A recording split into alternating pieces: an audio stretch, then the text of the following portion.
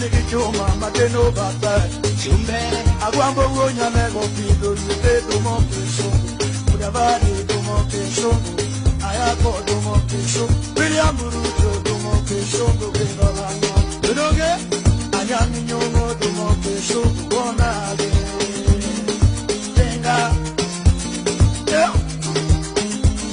ni la constituency yo quiero cayuar para me lo tenga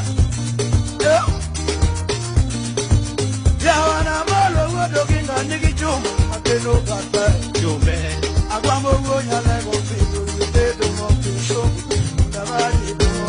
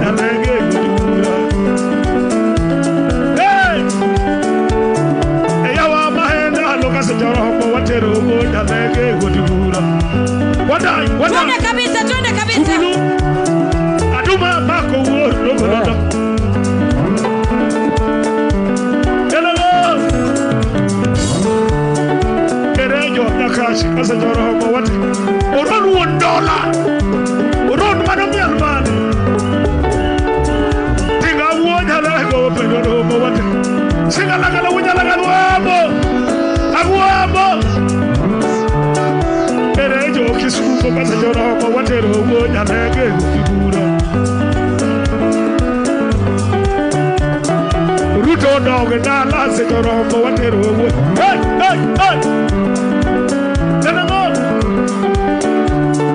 opi o wadai opi wo yo na ya odi wo du ganya alu tano chubulu chubulu chubulu wadai wo du ganya no no no get candy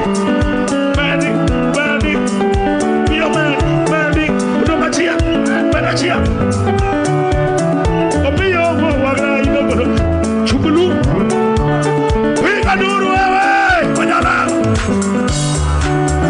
diga wonya na godoro modelo ya kito na lindo madaji babu wiji bobi kanya wuri dala aguamo eyawa mahenda noge batulele wadelo wonya lege diga wonya na guambo wajobi na kini doro modelo wadelo wonya lege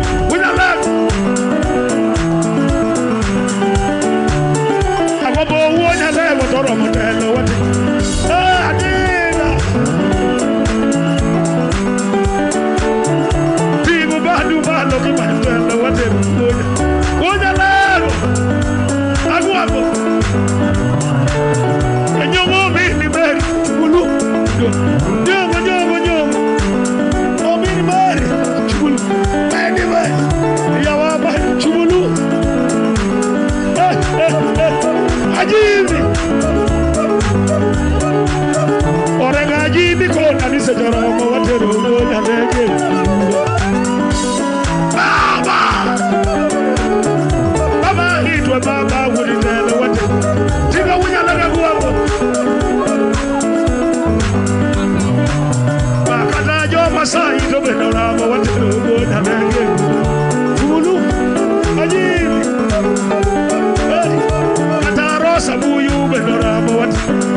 Rasa Tiga wajala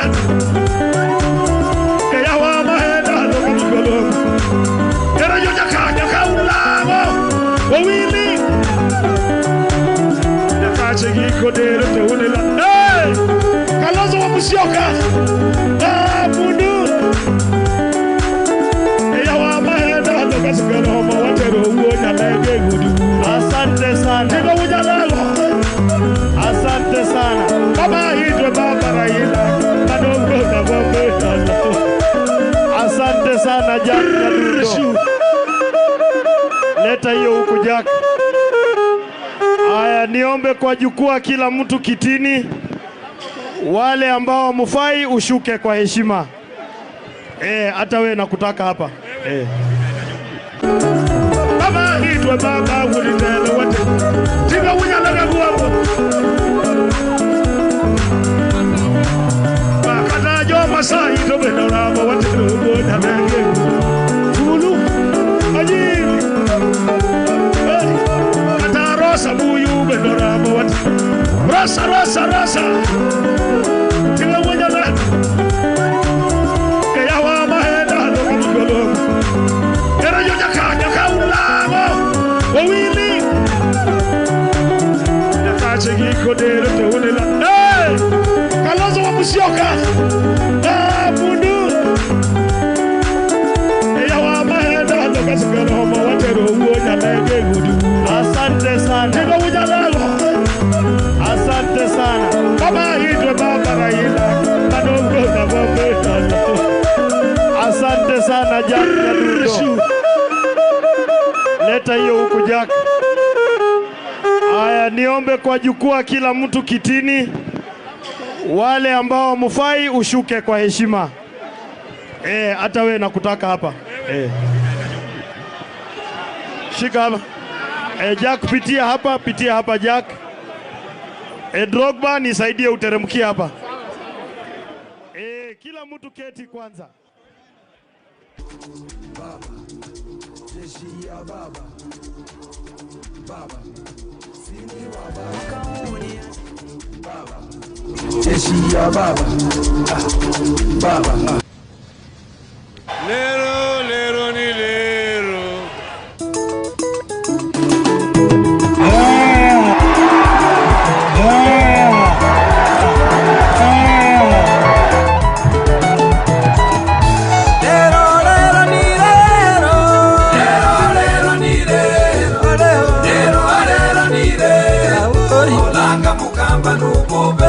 Olanga mukamba nubobei umote wewe nubobei leo ni leo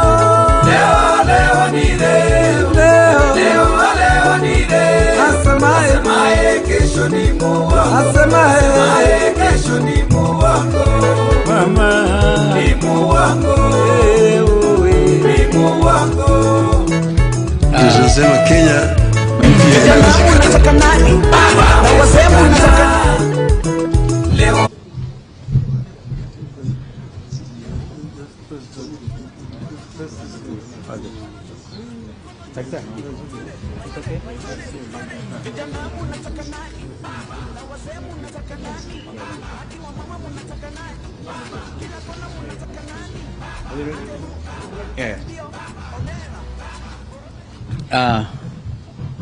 Ladies and gentlemen, happy Labor Day.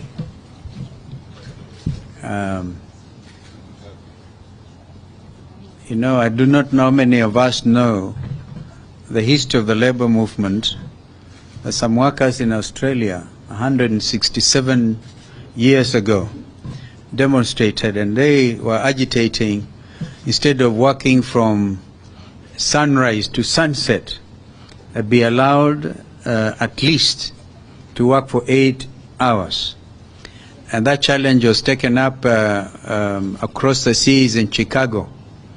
And their demonstrations were met with heavy police brutality, which had the opposite effect. I think that sounds familiar. Even so, those who go to celebrate workers day must also know that these things over time have not come in easy. It took people's struggling to get to where we are. Until then, in American society at that time, 167 years ago, the issue was between capital and labor. And of course, as an independent country, we then, in 1963, decided to be part of the international labor movement. And therefore, we always celebrate May Day as a matter of belief. And us in Azimio, we believe this is very important, a very important day. And therefore, I want to take this opportunity to call on our leader, the Honorable Raila Odinga, to come and make a statement. So thank you for coming. Maybe at the end of it, 1 or 2 questions. Thank you. So, members of the media, good afternoon. Let me take over from where Steve has left it. Today is a very important day internationally. It is the International Labor Day, a day for the workers all over the world. It's a day when workers commemorate the struggle that they have waged over the years to improve the working and living conditions of the people. And today is taking place against a background of serious distress among the workers of Kenya. But I want to take this opportunity to congratulate all our workers for their resilience and their endurance. And I just want to urge them to continue to unite, because I think it was Karl Marx who once said, the workers of the world, unite. You have nothing to lose but your chains. So one would have expected today that workers would have gotten something. Unfortunately, nothing has happened to the workers, basically because of the lack of concern with those who at the moment have the responsibility to manage affairs of our country. We have a statement to make today, and this is on 2 subjects that we are addressing. This statement is on Shakahola massacre and protest rallies. We called you here today to make a brief statement on 2 issues. First, the Shakahola cult massacre, and secondly, the protest rallies planned for tomorrow. Yesterday, Honorable William Ruto announced plans to set up a judicial commission of inquiry to probe the Shakahola cult deaths. The regime also declared war on our protest activities planned for tomorrow, and they have repeated it today.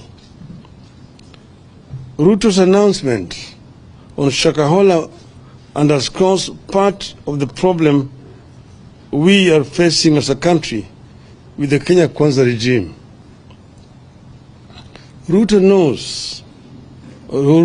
does not seem to know that the concept of a judicial commission of inquiry appointed by a president is unconstitutional in Kenya since the year 2010.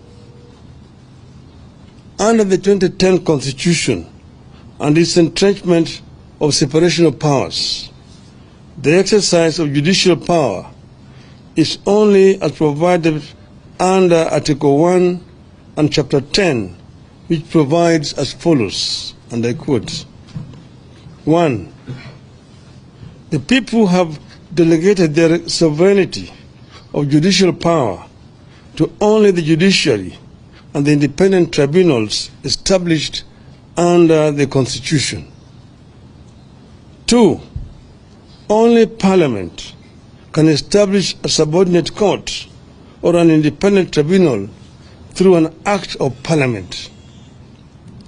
3.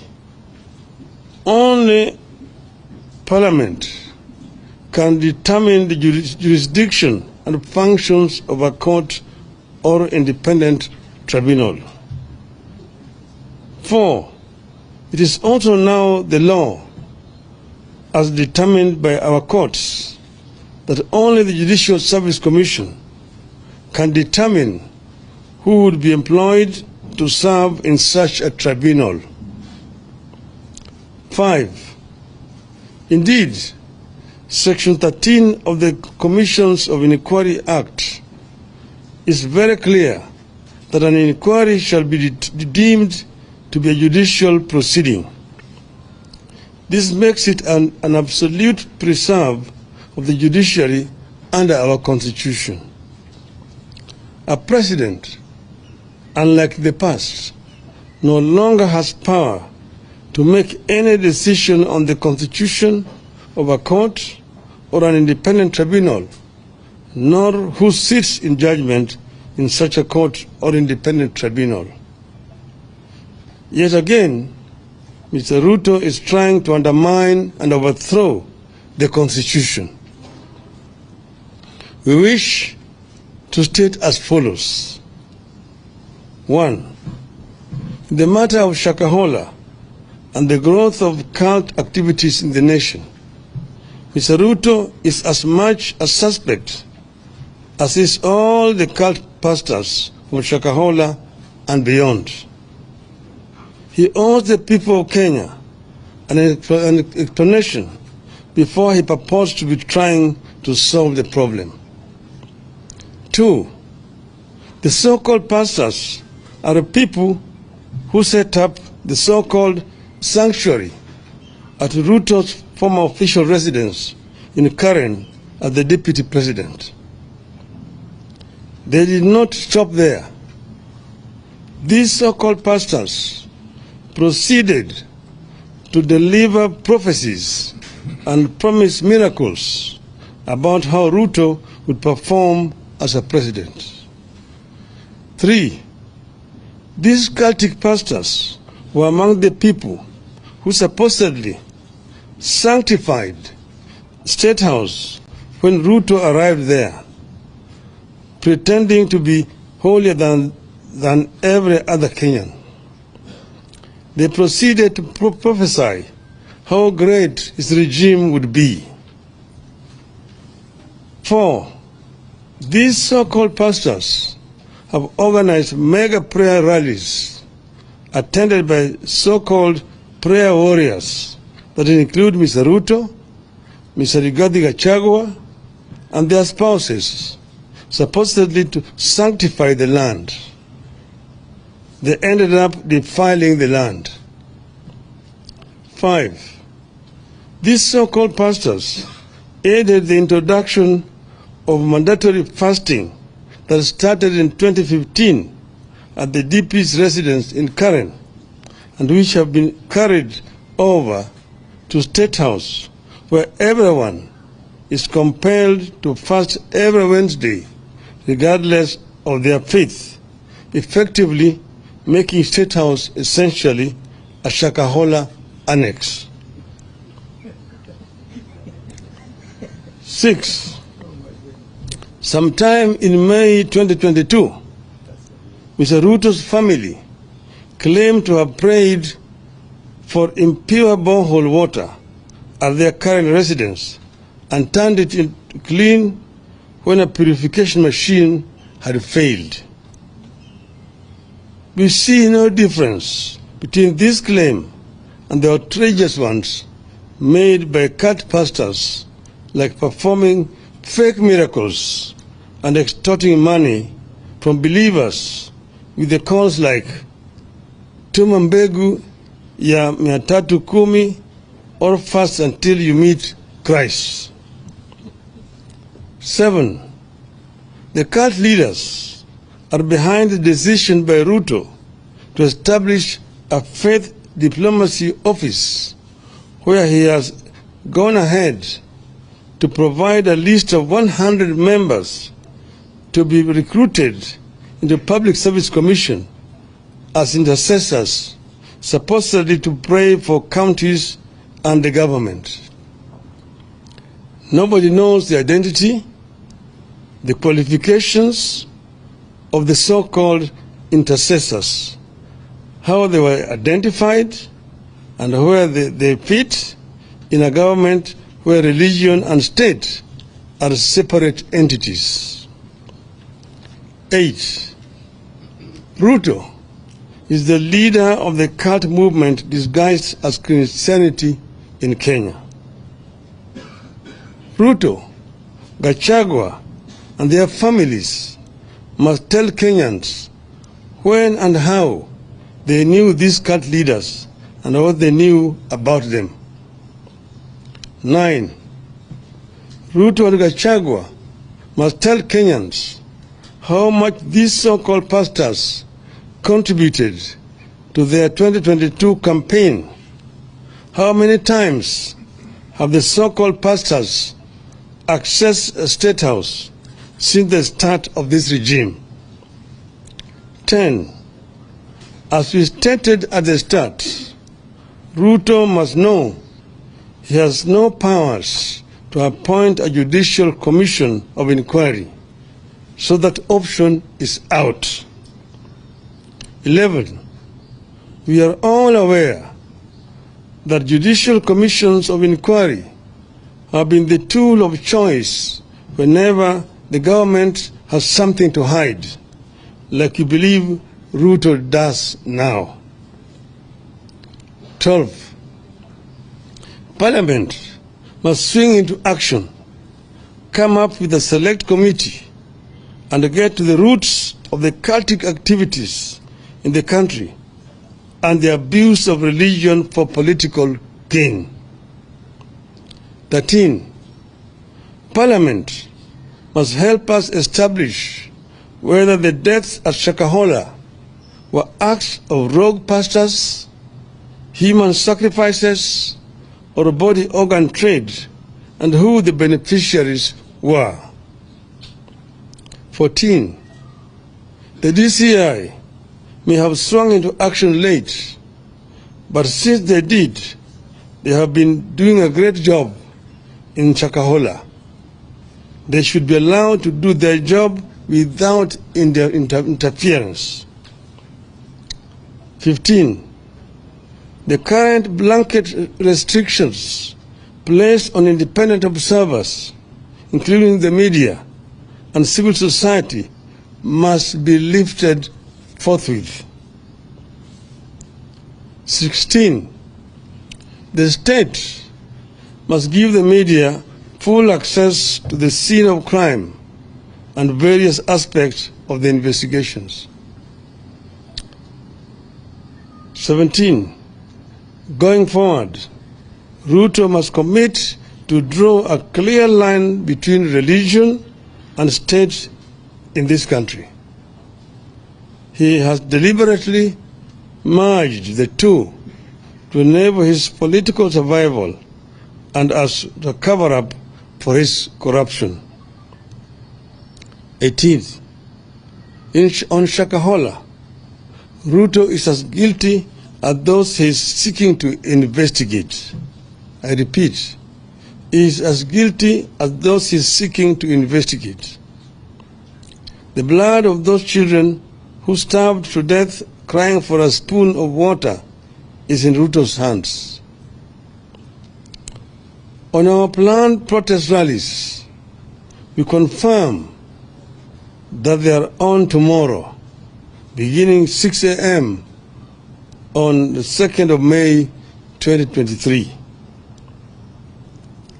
As we stated yesterday, the Constitution of Kenya, which in Article 37 provides that every person has the right peacefully and unarmed to assemble, to demonstrate, to picket, and to present petitions to public authorities, that has not been suspended. I repeat again, every person has the right peaceably and unarmed to assemble, to demonstrate, to picket, and to present petitions to public authorities. That provision has not been suspended.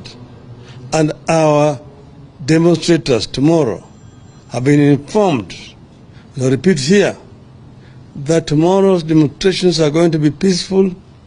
Nobody is allowed to carry any weapon, and nobody should try to interfere with anybody's private business. We are basically demonstrating to present our petitions to respective authorities. Police cannot decide in advance that there shall be violence, then proceed to ban political activities that are protected by the Constitution. That is the making of a dictatorship. It amounts to a suspension of the Constitution. We will resist. We will resist. As we said yesterday, we shall present a petition to the IEBC, the Office of the President, the National Treasury, and the Public Service Commission. We repeat that the only violence and destruction of property that have taken place during our activities are when the police invade our marches and when Gachagua's hired goons to invade the Kenyatta family farm and stole sheep and cut down trees. Mr. Gachagua and Mr. Kamau Echungwa are themselves charged with sending goons to go and invade a farm and also a business premises, and no action has been taken by these police officers against them. It is instructive that to date, nobody has been arrested over that invasion of the farm. Nobody has been arrested over the destruction of Spectre International factory by goons hired by the same Gachagua. The state cannot purport to ban our activities on the grounds that it is protecting public property, while at the same time sponsoring the destruction of property in another corner of the city. So these demonstrations, as I've mentioned, are going to be peaceful demonstrations. Mr. Ruto, even today, has repeated that they are stand banned, that he's going to protect people's properties. We assure him there's going to be no destruction of people's properties. That is just an excuse. We assure Mr. Gachagua there will be no destruction of people's properties. Our people have been told to be peaceful. They're not even going to go to where people's places are. We're not going to markets. We're not going to shops. We say we are going to assemble at the Central Park in the city of Nairobi and march to the IBC headquarters and present a petition there. March to the office of the President along Uhuru Highway and present a petition. And also go to the Treasury buildings. There are no businesses along those streets. So therefore, nobody should come up with the excuse that they are going to protect people's properties tomorrow. They want to take this country to the dark days when people are not allowed to protest or to march. I invite them to see what is happening in France. Citizens have been demonstrating, buying tires on the streets in France, and they are protected by the police. They've been demonstrating in Europe, in Britain. They've been demonstrating in Israel. They've been demonstrating even in Japan.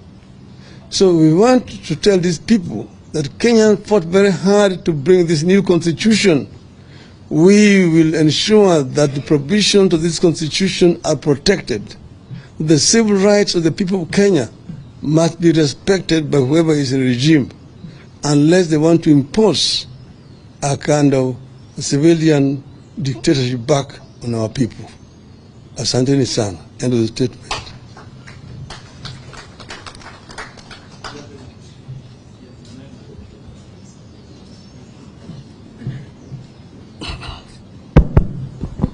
My name is Emmanuel Tor from KTN News. Just one question. Your previous attempts to access the CBD weren't successful. Okay. Raise your voice. All right. My name is Emmanuel Tor from KTN News. Attempts to access the CBD were unsuccessful, and tomorrow you've targeted at least 4 government installations. How are you going to do this time round, and how are you going to access? Thank you. Well, of course, you know where those institutions are. Last time, we were barred from entering CBD. We therefore were forced to actually go on the periphery of the towns. We never chose to go to places like Madari, or to Kawangware, or Kangemi, or Kibra, Mukuru Kwanjenga, Pipeline, and so on. But we were denied access to the CBD, where we had applied to go and peacefully demonstrate and present our petitions to the authorities concerned. Today, they are actually trying to repeat the same thing.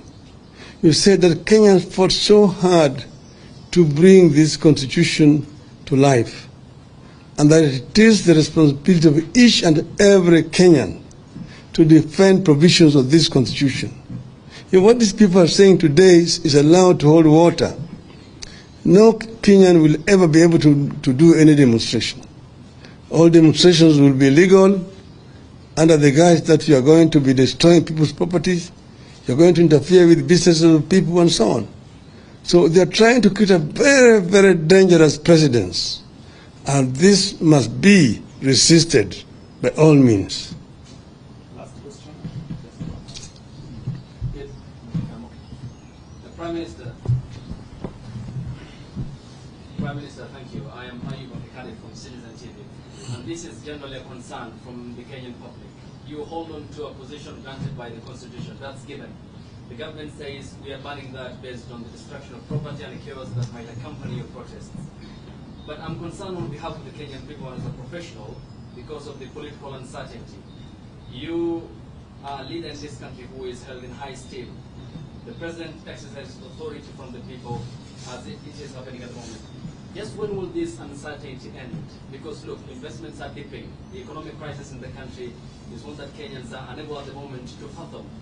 Investors can't have the heart to invest again in the country, and it's staining our reputation amongst the community of nations. Just when will the political establishment understand the need for sanity and stability for this country to progress? I guess you are addressing the question to the wrong person. You are actually dealing with the victim. And that question should be put squarely to Mr. Ruto and Mr. Gachagua. Because as you see, we ourselves are using the only tool available to us to talk to these people. We even offered to negotiate. We even appointed a team of negotiators.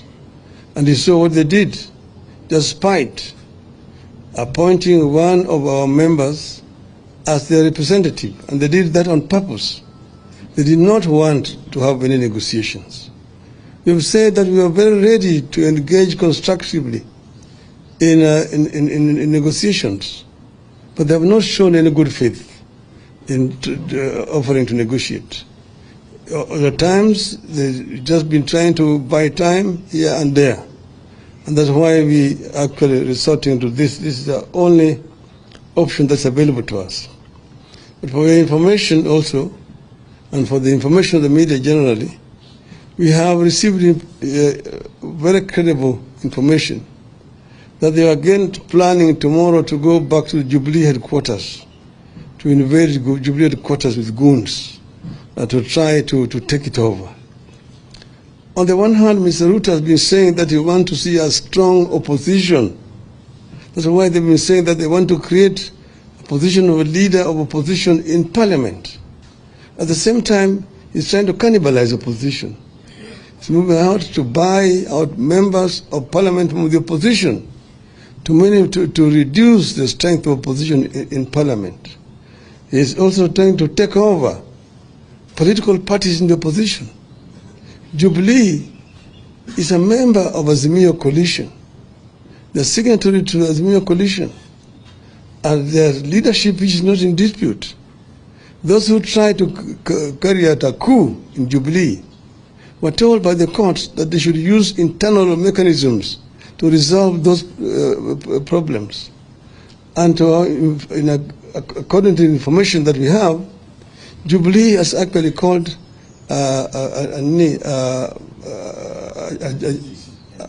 NDC, National Delegates Convention. Why don't they wait for that? Why the hurry to try to take over Jubilee by force? This basically shows you that people who are hell-bent and trying to return this country to a single-party dictatorship, which we came from, those are the days. So we are people who are defending the gains which have been made by the people of Kenya. We will not sit down and watch them try to do it. We will resist, and that's why we are here.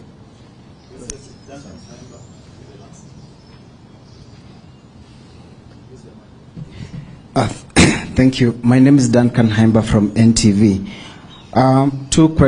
Two quick questions. One, those in government are accusing Azimio, the chairman of Azimio Council, that's retired President Uhuru Kenyatta, and yourself and the team as out to cause anarchy, and they read his involvement and your involvement long after you had accepted and moved on in court.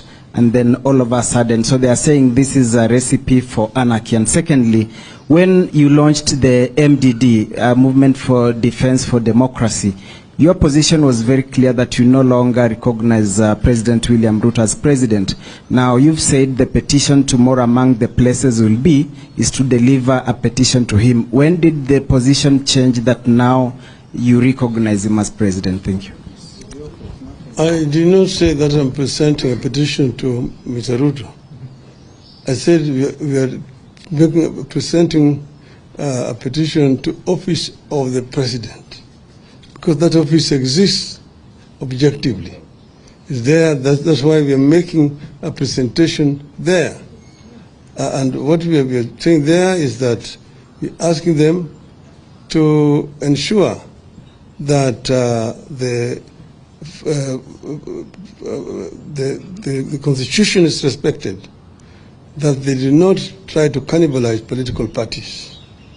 We're also going to the Treasury and making a presentation that they should release funds to the county governments, because as you can see, they are trying to kill devolution by refusing to transfer funds to the county governments. So operations in most of the, almost all county governments have actually ground to a halt. They're just raising money through loans from banks to pay salaries to staff who are actually doing nothing at all. Then we say we are going to the IBC as an office to make a presentation to them. One, to agree that servers should be audited. They should allow the auditing of the servers.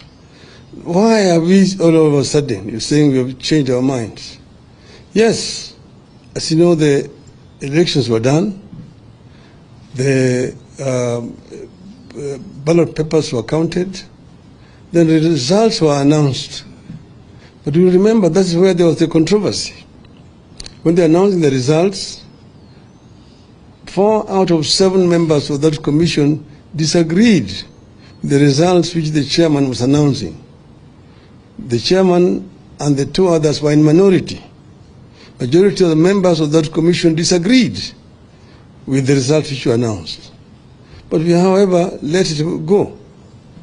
But after that, months thereafter, 3 months later, new information came to light, which showed that in fact the information that was released by Mr. Chebukati did not represent the facts, that the 4 commissioners were right in disagreeing with Mr. Chebukati. And that's the reason why we are saying we need to have the servers audited. Why are we doing it? We're not only doing it because we want to take power, but we want to ensure that next time around Kenyans go to an election, there will be no monkey business. Because if this is not properly audited and concluded satisfactorily, Kenyans will not go to the polls. Why do you go to an election when results are announced arbitrarily by the chairman? And then we are also insisting that the 4 members of the commission need to be reinstated. Why?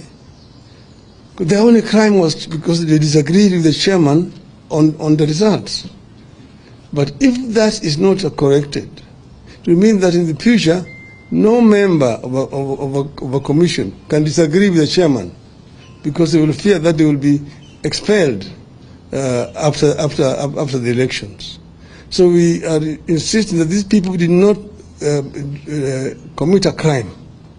They were members of an independent commission, and they are performing their duties, which included agreeing or disagreeing with the results announced by the chairman. So we are saying that these Kenyans should not be condemned to misery the rest of their lives. They committed no crime, and therefore they need to be reinstated. That we do not believe is an unreasonable demand. And then we are talking about the cost of living of our people, which is so high and unbearable. You saw even today when the president asked them about the President Odinga, there was a loud disapproval of what he was trying to say. So he lives in another world. Kenyans live in a different world. He said that is also not an unreasonable demand. And then, of course, the issue of transferring funds to the devolved unit is also not an unreasonable demand. And the issue of stopping cannibalization of political parties, respecting political parties, respecting the verdict of the people at the polls is very crucial to institutionalization of multi-party democracy in our country. So all the demands that we have made are clear and open, and we are ready to sit down with people and discuss over these issues. This is our position as Azimio. Thank you. Thank you.